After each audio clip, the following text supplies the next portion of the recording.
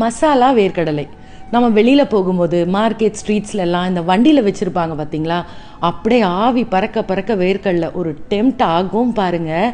அதே ஸ்டைல்ல அதே ஃபீல்ல வீட்டிலே செஞ்சு சாப்பிடலாமா? ஸோ என்கிட்ட காஞ்ச வேர்க்கடலை இருந்ததுனால அதை நீட்டாக உரிச்சிட்டு ஓவர் நைட் சோக் பண்ணிவிட்டு மார்னிங் வந்து கொஞ்சம் சால்ட் ஆட் பண்ணி அதை நான் வேக வச்சு எடுத்துக்கிட்டேன். உங்கள்கிட்ட பச்சை வேர்க்கடலை இருக்குன்னா அதை அப்படியே முழுசாகவே வேக போட்டுட்டு அப்புறம் கூட உரிச்சு எடுத்துக்கலாம்.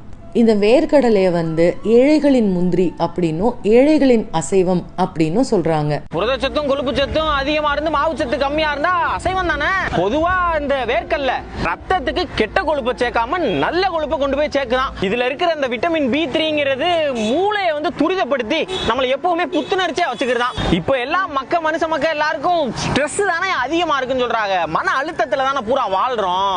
அத நிலக்கடலை குறைக்குதுங்கிறாங்க. கடைசியா சக்கரை நோயை அளவா வச்சுக்கிறதுக்கும் நிலக்கடலை